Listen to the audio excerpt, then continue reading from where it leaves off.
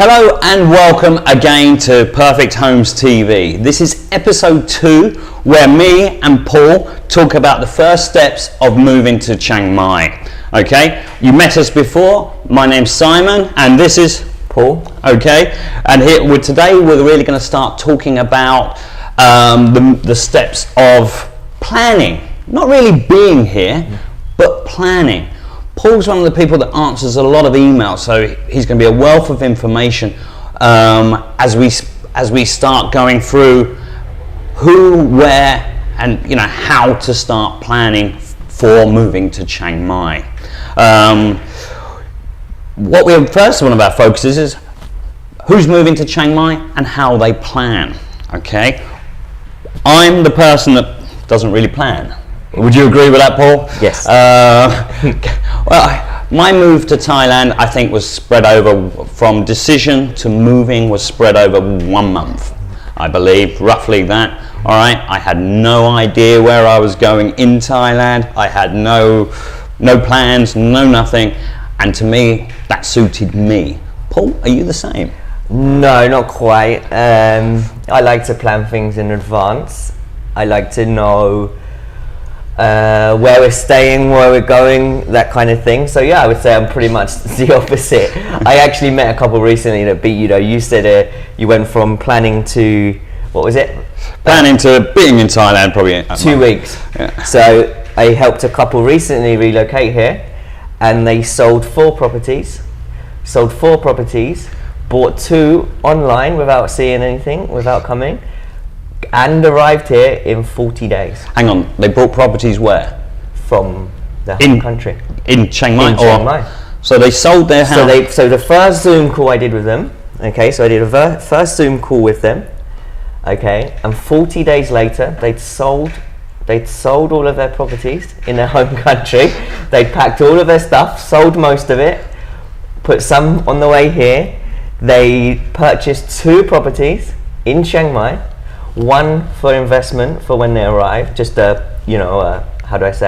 something for when they arrive here, so they put their head down, and then 1 for them to move into, all within 40 days. And they asked me when I met them here for the first time in Chiang Mai afterwards, they said, "Have you had anyone do it quicker?" And I must admit, no, that was very, very quick. That's an amazing fast. 2 houses to 2 condos in 40 days. Can anyone beat that? If you can, please let us know in the comments, and we will mention you in the next video, I'm sure, because that's quite an awesome story. Packed up. That's it. I've had enough. I'm leaving. I'm heading to Chiang Mai. They probably had an inkling about Chiang Mai previous. They've probably done some research previous, but don't know. Our first contact to moving here, all done in 40 days. Amazing story. And you are. If you're watching, I hope you are, because Paul still stays in contact with you. That was actually, I think, as well, one thing, just whilst we're on it, we'll get into more detail, but the Zoom call that we had initially was very, very important for them. So they were looking to buy here. They told me it helped with their visa application, so that was the reason they actually wanted to buy rather than rent. Okay, but to try to do answer all of those questions on email straight away would have been very, very difficult.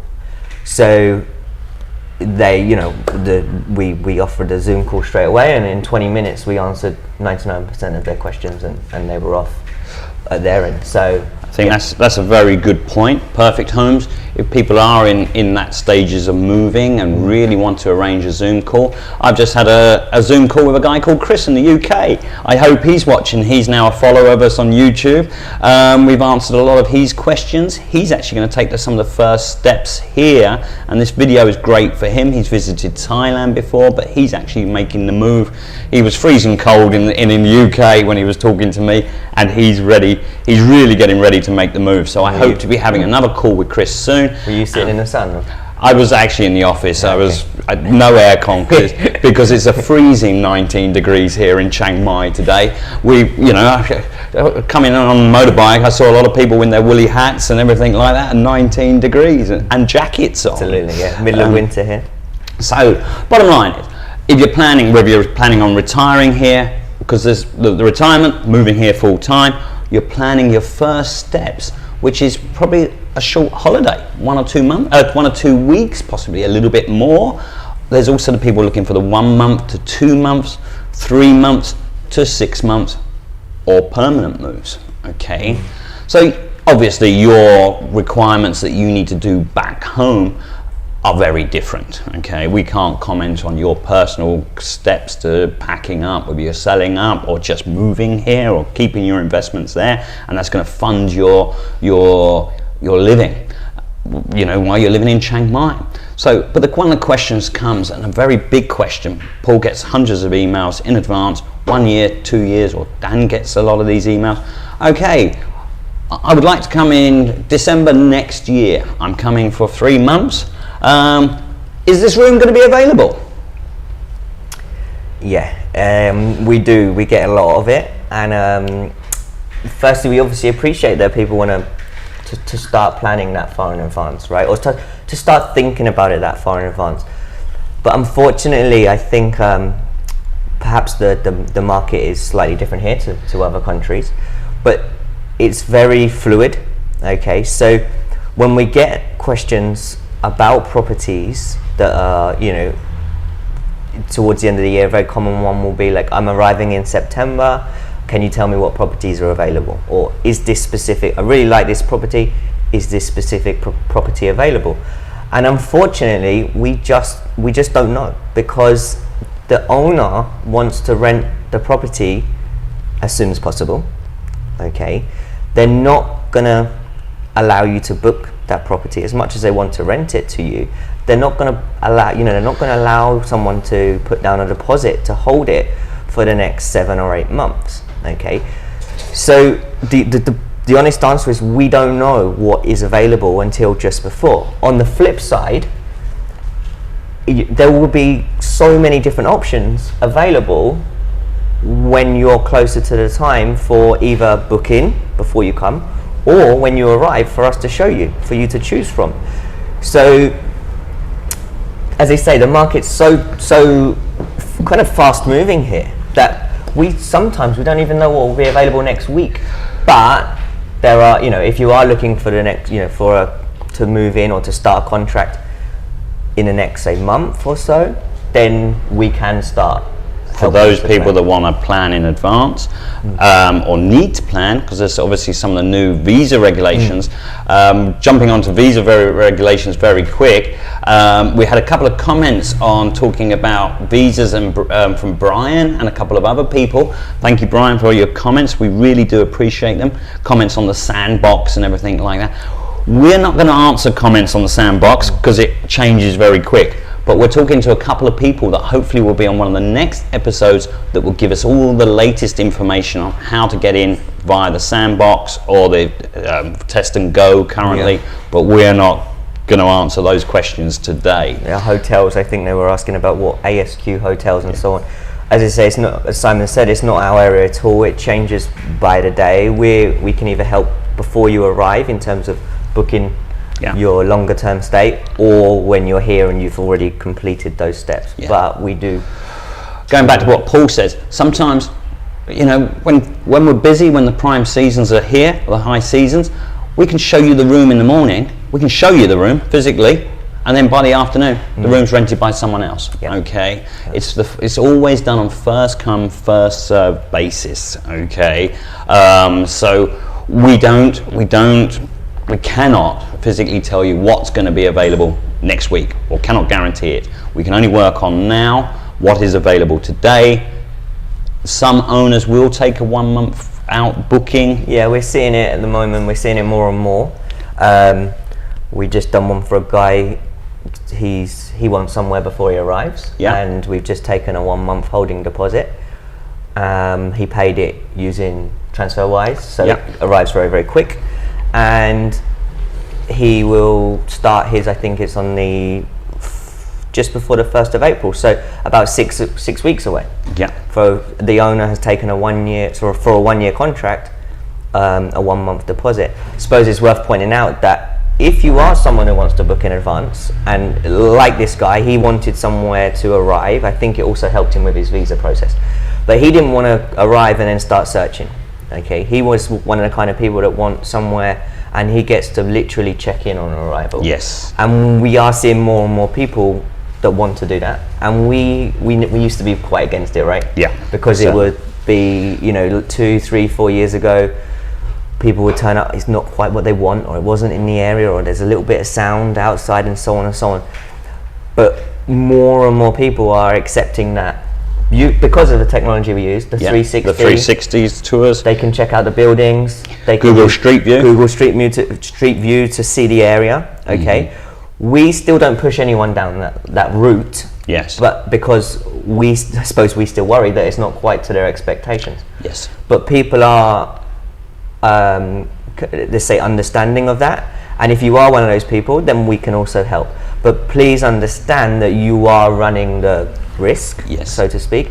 And if the condo or the area is not to your liking, the deposit that you pay in advance to hold the room is non-refundable. Yes. So, and we will always make sure that's in writing, because it's very important for us to be honest and upfront, because we want to manage everyone's expectations. The owner will not give you that deposit back if you booked in advance. So if you're not sure, wait till you get here, and then you get to look in. We actually always prefer you arrive here first, and then we show you the options. You see the physical location, you see physically what is in the rooms, what is in the drawers, everything that is available. Our agents can explain the details of the contract and everything like that very, very clearly. And that way there's just no confusion, okay? But again, some people prefer to book in advance, or at the moment with visa requirements, they need to book in advance. So we have adapted, we are able to offer that service. But let's talk about that a little bit more. What's our minimum term? Yeah, so we always say we don't do short term, but I suppose the question would be, what is short term? Because what our short term is probably different to what other people's short term is. I'd say we see a short term contract as a 3-month contract. Okay, 3, 4, 5 months to us is a short term. Even 6 months is a relatively short contract. Right. Yeah. But to a lot of other people, short term is, what would you say? 2 weeks, a month, 2 months. Okay. Yeah. So it's not really our area. Okay. We do get a lot of inquiries for 2 weeks, 1 month, so on and so on, and unfortunately there isn't much we can do with them. Occasionally we might have an owner who's keen on taking 2 months, and if you're lucky enough to email at that time or contact us at the time, we might be able to put you in there. But we're not going to be calling round 100 owners looking for a 2 month, because 99.9% of them say no. We'll generally know if someone will take it. So anything less than, say, the 3 month mark, we're generally recommending hotels, or for the real short 2 weeks, say, for example, you're into the Airbnb for 1 month, 2 months kind of stuff. And then and then we do have owners that will accept 3 months plus. Not all of them. Okay, so when you're looking on the site, not all of them will accept the 3 months. Yeah. But we do have options. Owners are much more open to 3 months. But there's a key point here. I've seen the emails, I've had the conversations where it's saying condo owners should take the 1 month contract because their condo's sitting empty. They should do this because of this. Yeah. There's reasons they can't, not because they don't want to. Okay, you come in, people come in for the 1 month, they're much more expecting a hotel style room, a room that's already set up with internet. You come in for a 1 month to rent a condominium, not a serviced apartment, a condominium, there's no internet. Yeah. And then it's going to take you 3 or 4 days. You've got to go and get your own connection, okay, your own high-speed connection, because it's not set up ready to go for those individuals. Because remember, different people want different internet. People have specific choices of what internet they have, okay? So they're not set up. So it's not just, I'll rent that room and I'll go in there. Okay, we found you a room. Sorry, where's the internet? Oh no, that's your responsibility, sir. Oh, but I'm only here for 1 month. Exactly. Hence the reason I think for 1 month contracts, we do point people in the direction of service departments, 2 month contracts or anything basically under the 3. That's set up, ready for you. It's a much more designed for the people that are just staying here for that short period or an unknown period, because that's the other one. Maybe I'll rent for 6 months, but I don't know, so I want a month-to-month contract. A month-to-month contract is a 1 month contract, okay, for the owner. Also, we need to understand from the owner's point of view, if they rent for 1 month, they're going to probably have a couple of weeks afterwards, or they've got a couple of weeks before you can move in, so they're losing their rental for approximately 2 months minimum. Okay, so we have to see everything from an owner's point of view, and we have to understand why these condos are not set up for you just to move in, unpack your bags and stay for a month. Certain owners are, but they're generally on Airbnb. We got a whole episode on Airbnb here to be focused on in the future, because the legalities of Airbnb, but just for this sake of it, Airbnb on a minimum of a 1 month contract is legal. It is perfectly acceptable, okay? Shorter than that, we hit some grey areas in the law of Thailand, but we will discuss that. Well, hopefully I have someone that's an expert on Airbnb to come in soon, all right? So if I'm here, I want to literally, I'm here. Maybe we should go, so when do we recommend, we talked about people, we get people, we get your kind of person, and we get my kind of person, and we get the person that's emailing asking 7 months in advance or whatever what's available. They're starting their planning, and we will point them into all of our resources. We have many articles on our site that help with living in Chiang Mai and so on and so on. But when do we recommend that is kind of an ideal time to make contact and for us to start being able to offer you options? I think make contact whenever you want. First day of dreaming about Chiang Mai. Yes. Make contact. We're here. We will send you information. We will add you to our video channel. You can subscribe to our newsletter, which is a link somewhere in the description already. Start exploring. So make that contact. We're happy to talk. We're happy to do our best to help. We can recommend clubs like the Chiang Mai Expat Club. We can start recommending people to make contact with for different steps of your move. So early as possible. Yep. But the more important part, properties. Properties, yes. So in terms of when we can start saying what could be available for you, whether you wanted to book in advance or when you arrive here, generally, depending on the length of your contract, okay, the length that you want to sign for initially is around a month out, I would say. It can be slightly longer if you're looking for a year or 2 years. We did a rental recently in Mae Rim, a family with a much higher budget, and the owner actually took 4 months out. That's a long time out. A long time out, but he took the deposit, but then they've signed the contract and everything in advance. But because his house was at the top end of the market, for him it was the right thing to do. But that's quite rare. So generally we would say around a month before, and then we would start being able to say, well, this is available, and then when you arrive, we most people want to arrive here and have a look around, as we say. We generally recommend, I personally think a week, 2 weeks, depending on, I suppose, what you're looking for. But let's say you book 2 weeks into a hotel or short-term accommodation. Then we have 2 weeks where we can show you 4 or 5 different options, for example, and then you can choose which you want, and we start a negotiation process. Let's flip it around. Someone arrives here. We've recommended they stay in a hotel for a couple of days, a week. Reality is how quick from can we get them out viewing and into the room?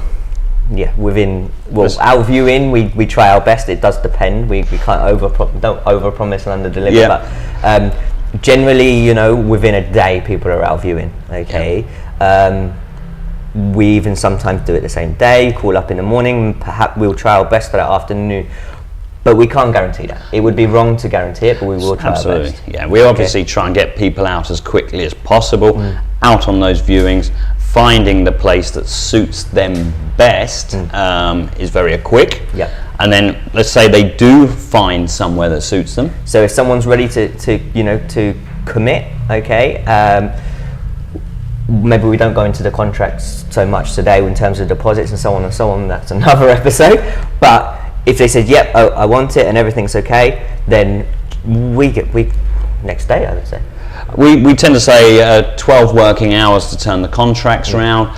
Obviously, every room is different. Okay, some need a deep clean. Some, are not quite ready for everybody to move in. There's always something that needs to be fixed, or documents that need to be gathered by owners and everything like that.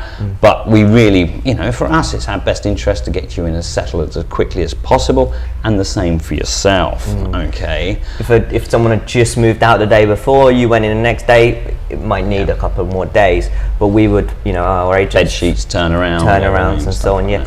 Our agents are taught to, our team's taught to manage your expectations as best as they can. Yeah. But we will do our best to get you in as soon as possible. A larger property might need more time. Yeah. But agreed. It all depends. Houses are slightly different.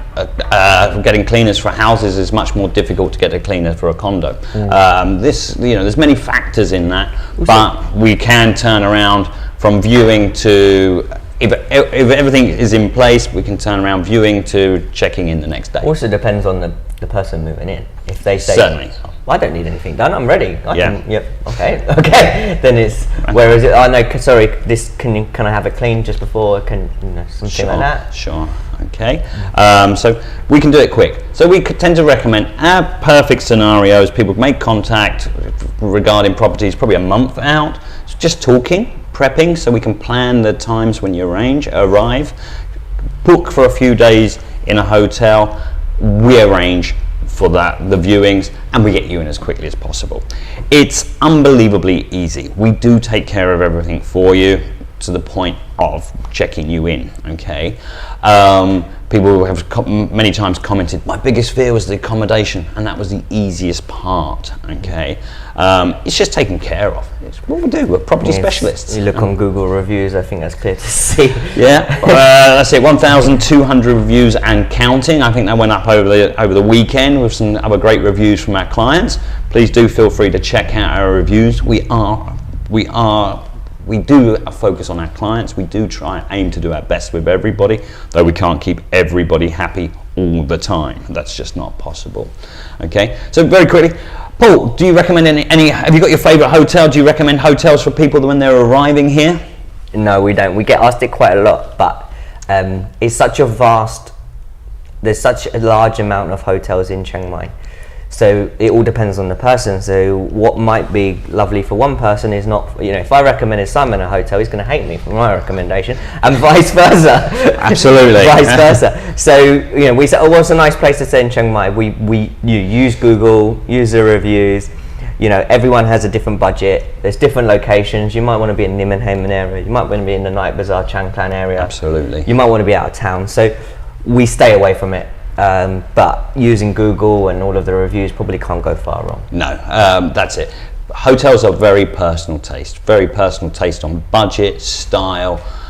Some people are here just to use it as a base for a couple of days. They're going to be out. Some people are using it as their first break from home. They upgrade. They spend 4 days by the pool, half an hour out looking with us, chose a room, move on. It's very, very personal choice. So we don't and we can't make hotel recommendations. It's Chiang Mai. It's so many boutique, different style hotels, guest houses to high-end, modern style to hotels with elephants running around. And there is hotels with elephants running around here in Chiang Mai. I've heard they're really good value at the moment, though. I imagine they will be. Oh yes, under 1,000 baht, and you're staying in a very, very nice place. There's some great deals out there. All right. One of the other questions comes in.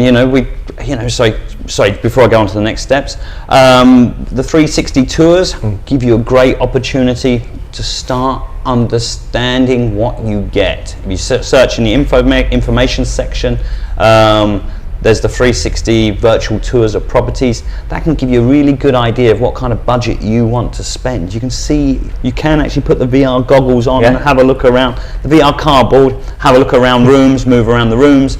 Obviously, we're not the first company to bring out this technology. It's huge in certain other countries, but we're the main company in Chiang Mai that offers that on many of our listings. So it's a great way. Houses, it's getting more and more popular, but it's a great way for you to have a look around exactly what you get in a condo or a house. I personally, I really like it, as it's helped. We've sold properties, and since COVID, we've with the lack of travel available, we've been selling, not only renting, but people are buying properties from abroad, from their home country, without even coming, and I don't think they would be doing it without the 360 tours. No. So the 360 tours, and then perhaps some video tours and so on, Google Street Maps, they feel comfortable enough that they can actually purchase a property as well. Okay, they give you a real feeling from the property. Here's a fact for you, how well do 360 tours work. I have actually purchased a house from one of my 360 tours, and I have not even been in it yet, or a property from a 360 tour. I was actually just editing the tour, and I thought that looks nice. Okay, so the 360 tours sell, and they help you have a look around. Okay. Did you buy the right house this time? Hopefully. That's a story for another time. We can tell the story of buying the wrong houses in Chiang Mai. The wrong house. We can tell that story another day. Moving on fast. Okay. So there's a lot of people. Let's talk about what to bring. Okay, on your first trip, your first longer term travel to Chiang Mai. What to bring. Okay. And this is where we vary again differently. Me, I can fit everything I need into a backpack, and I just know I can get what I need here. Okay. I'd turn up with 2 suitcases. Okay. You and your wife traveling, we need a pickup truck just to take you away for the weekend. Okay. Everybody is again different, but my view is travel light. A lot of people wear, when they get here, you're not wearing suits all the time. You don't leave your work attire at home. You're in shorts. The weather is great all year round. Forget it. T-shirts, smart casual, but casual. Okay, whatever wherever you're going, whatever you're doing here, you don't need much. The amount of people I've spoken to that packed the 2 suitcases, and what did you use? A couple of pairs of shorts and my flip-flops for the whole time I was here. Obviously, the longer the stay, the times and everything like that, but just be aware that life's a little bit more simpler here. There's a lot less to worry about. I think there's I suppose it depends how long people are coming for, right? Yes. But if, let's just say it's someone who's moving here, retiring here or relocating here long term, okay? So they're seeing themselves here for maybe 2, 3, 4, 5 years, or for the foreseeable future even. They're buying here or whatever, but there's no real benefit to packing everything up and bringing it, because the financial cost to do that, the shipping cost rate is my understanding, I'm not an expert on it, but it's pretty pricey and time consuming and annoying. What our parents did was sold everything. Yep. Okay, sold everything, and then anything they wanted they purchased here brand new. Absolutely. But everything's here that you need. So a very good point. If you're making that long-term commitment to Chiang Mai, you're packing the whole house up, sell it. Generally sell it all off. I've never really, not quite sure. Storage for a year or something. It's pretty. There is a shortage here of unfurnished houses. Okay, so people think, bring all my favorite furniture and everything like that, but there's a distinct lack of unfurnished properties here in Chiang Mai. So everything comes furnished. Even buying, most people, most properties come at least nearly fully furnished. Yes, furnished. that's a good point. Yeah, okay. Renting or buying, most places do, Simon says, come fully furnished. So you turning up with a washing machine and everything like that is not really gonna have much benefit. We can also connect you with a great shipping guy if you do plan to move your stuff here or moving your stuff back from Chiang Mai. He will be on our show soon. He doesn't know it, but we're going to send him out the invite soon. Okay. Talking about shipping stuff in, one of the ones I talk to a lot of people about, mainly, the guys out there that want to bring over their favorite car, their classic car, their favorite motorbike, their ride-on tractor for cutting the lawn, whatever it be. You can't. Very, very simply, vehicles, bringing in a motorbike or a car or a tractor or any motorized vehicle into Thailand is extremely, extremely difficult. If it's not difficult, it's extremely, extremely expensive. I currently have not met anyone who has successfully imported their vehicle from their home country. Okay, you can drive them in, you can bring them in on the car passport, the motorbike passport. I'm not saying for tours, I'm not saying for people that want to come in and drive through Thailand to Laos and go out to China. That's all doable. That's just the different paperwork which we know nothing about. But moving your car, the amount of people they've got their favorite car, it costs them nothing. The import taxes are super high, 300 to 400 times the book price, not the cheap price you bought it from your mate up the road on, because it's the book price. So if you bought your car 30 years ago and it shows this, it will charge you 300% or 400% on the original purchase price, even though the car's not worth anything.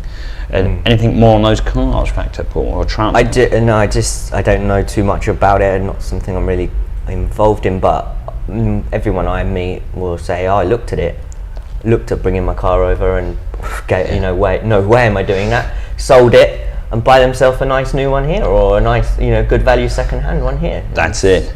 And you can always, for your first couple of months while you settle in, you can always hire a motorbike or a car. Be careful, the roads here we will talk about again later, but yes, do not, this is a great tip, do not try importing your vehicles. We can save you time and effort right now, just don't bother. Okay, all right. Another good one to bring up very quickly for the people that want to bring pets. Good one, yeah. A lot of people want to bring pets over, right? Probably a good area to have a specialist on, to be honest. Okay. We can find, do you know anyone? I don't know, but there will be people that assist there with bringing pets. Obviously, people don't want to be separated from their pets, so especially when they're coming long term, they want to bring their pets over too. I must admit, I don't really know the process. I think it's pretty complicated, but I would certainly say bringing some specialists on. But certainly, or some pet lovers talk about their personal experiences of bringing pets idea, on. Yeah. Okay. One major factor: there are no pet-friendly condominiums, or virtually no pet-friendly condominiums. We have an article. There's 2 officially pet-friendly, but then the owners are individual, so we can't get your pets into those buildings. Okay, bringing pets in, you have to look at houses. Okay, and then remember, houses are generally a 6-month or 1 year minimum. So anyone looking for shorter than 6 months with pets will find it quite difficult. Okay, we do not offer any pet-friendly condos within Perfect Homes because of because of the difficulties involved, and eventually, so we just recommend houses and houses alone. Okay, there are a few pet-friendly hotels. I don't know them, but there are. Yeah, I'm sure there are around. Yeah, again, Google would be your friend there, but. Yeah, 3 month. I've got a cat. I need a condo for 3 months. Unfortunately, there's not much we can do. Our solution would be to ask if is it an issue for you to sign for 6 months or a year, and then we would have some houses that we probably could offer you. But yeah, it's quite difficult. Someone with 4 or 5 dogs wants a 6 month rental. Yep. We have to be honest and say it's not easy, and it's not that we don't want to try and help. It's that the owners won't accept it. Yep. And again, there's another major point. People try searching our website for pet-friendly properties, and they say you don't list them as pet-friendly. How can we know? I'm sorry, we don't know. Okay, pet-friendly. What does it mean? Okay, we've had, what's the weirdest one we had the other day? We had 2 cats, a dog, and a horse. Sorry, if we had advertised that pet-friendly and then said the owner doesn't like horses, you might be upset with the owner. Okay.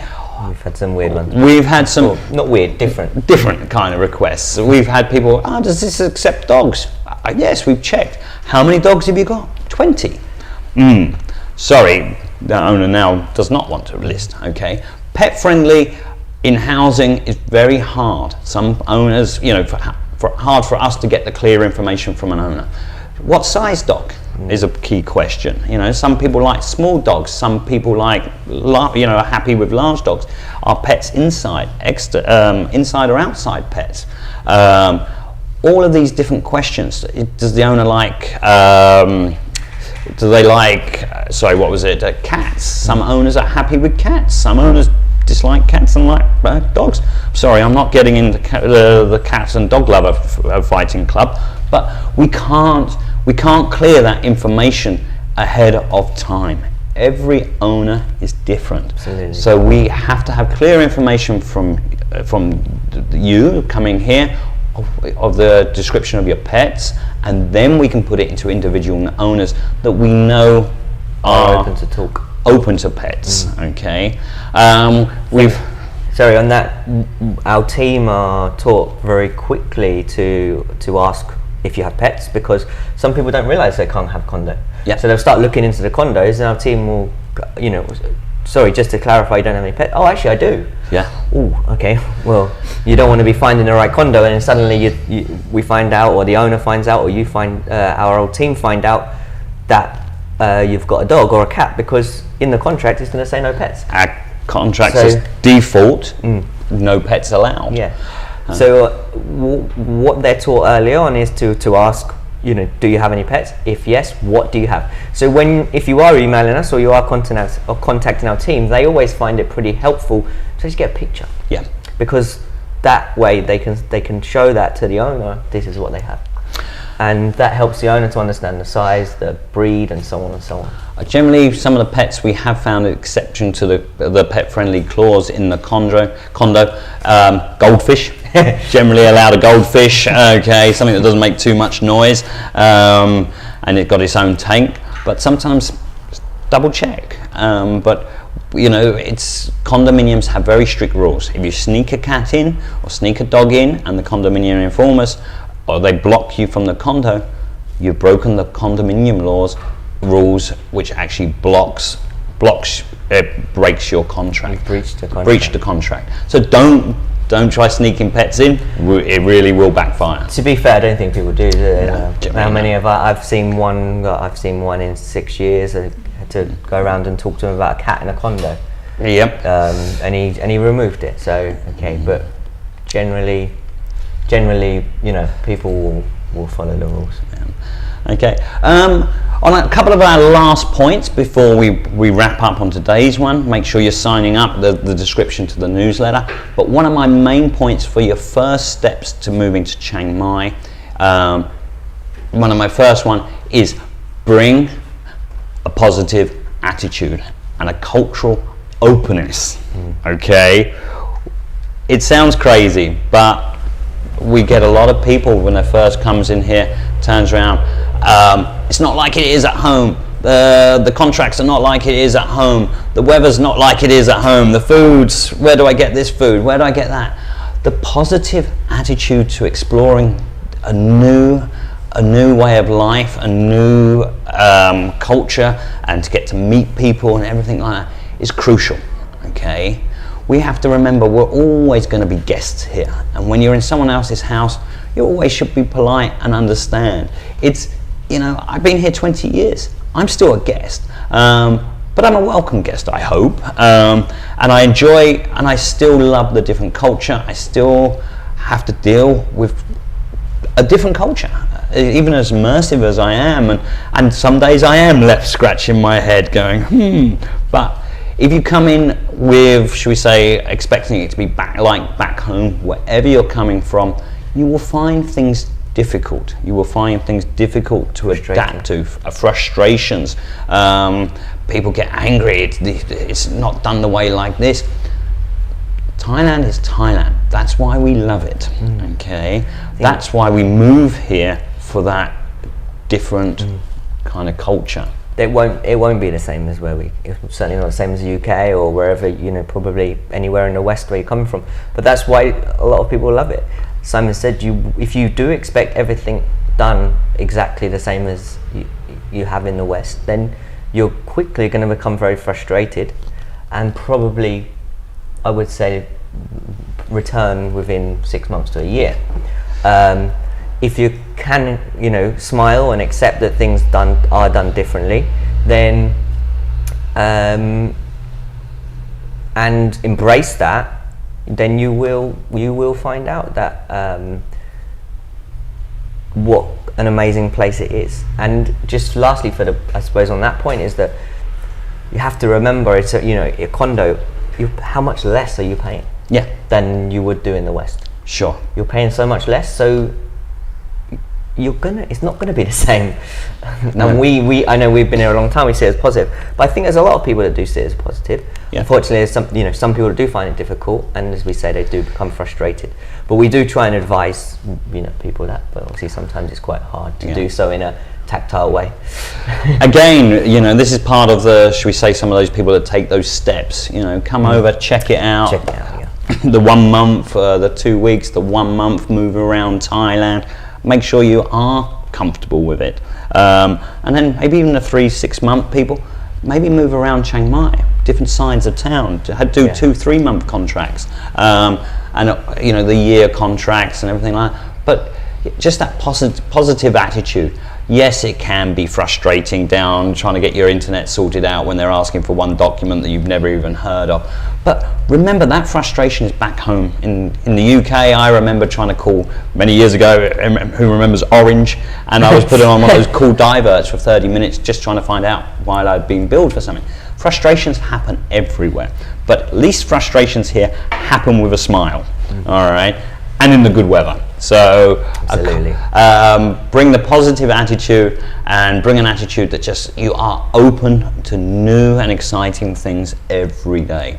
The senses, I still find that, you know, the battery of the senses every day, the smells, the tastes, the people, the smiles, everything like that is everywhere. So every day is a new day for me, and that really does create, you know, an exciting life. I did have talking before we finish up, talking about a couple of comments. I'm sorry, I think we've just deleted the live version of the last video, where a gentleman asked me to focus on some of the negative points of Chiang Mai.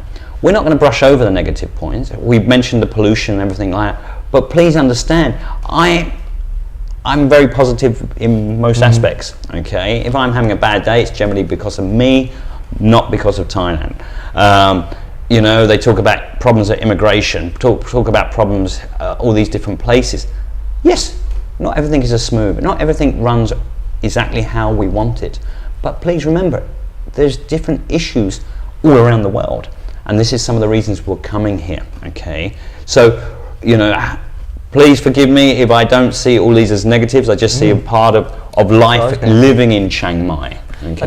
I don't, you know, I don't see the negatives. It's how you deal with it. It's how you react to it, right? Yes. And you can get frustrated by it, or you can accept. I think that I've got still I hear people talking about the 90-day reporting and how frustrating it is. It just took 2 minutes online. Yeah. So it's gone are the days where you have to go and sit down there for a whole day and absolutely just to do a 2-minute 90-day report. You can do everything. You can do all of that online now. Yeah. It's just, you know, it's just how you. In my opinion, I think it's very personable. It's how we deal with it as people, and you can either get frustrated or you can go, it's a lovely day outside, and absolutely and crack on and enjoy the life that we have here. Okay. Roscoe, thank you very much for all the great comments you keep posting on Facebook and on YouTube. We do appreciate all our followers. We do appreciate everybody following us on YouTube, our standard channel. We've had some great comments and some great questions. We will respond to every comment in YouTube or in Facebook as we go forward. We've got so many topics to raise. We will slowly bring them out, but please put your comments, your thoughts into the comments section, and then we will then see which ones should we do next. Okay. We're slowly stepping it through. We apologize about any bad presentation, any bad parts on our behalf, but we're still learning. We're still pushing forward. We are still doing our best. But thank you very much to the Siesta Nomads for great comments. Brian, I think he's in email contact with Dan. He's also put some great comments in the comments section. We've answered those, and we will be doing videos on a lot of different topics as we go forward. Okay. I think a lot. So far, people, ASQ and stuff like that. Visas. We're going to have people on for visas. Yeah. Sorry. Can you go back to the 3 months? So we touched on 3 months. So I think it's, as I say, any topics they want to, they want us to talk about, then we'll be happy to do so. Okay. We get also going back to our standard videos on YouTube and Facebook. People are saying, "Oh, that video's got no Thai sub. It's in Thai, not English." We generally put out one video in English and one video in Thai. Okay. Sorry, we don't do subtitles. Use the Thai video to start learning Thai. I'm sure it's a great way of doing. Talking about learning Thai, John Green will be on here soon, talking about some of his stuff, learning Thai and also being a teacher. Sorry, John Quinn. Not John Green. We've got lots of different people coming up, planning on coming on the show.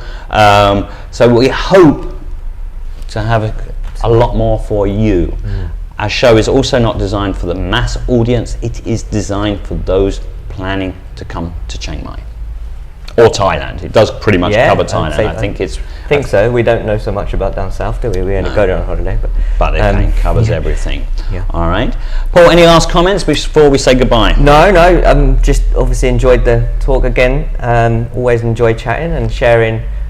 This is what we do all day, every day. Whether it's onto the people talking about renting, coming here, looking to rent, talking about looking to buy here. We do this all day, every day, whether it's on Zoom calls now, there's a lot of Zoom calls going on, or whether when people arrive. But we do really, really enjoy helping people, and we hope that you find it useful, and the videos that will be coming up, we hope that you will find them useful. There's going to be a lot of different people on, and we look forward to helping people, relocate or spend time in Chiang Mai. And we're sure most of you will love Chiang Mai as much as we do. Absolutely. All right. It's a goodbye from Paul. Yep, thank you very much, and I'll see you again on the next episode. And it's a goodbye from Simon. Thank you very much, and Sawadee Krap from Chiang Mai. Thank you. Bye-bye.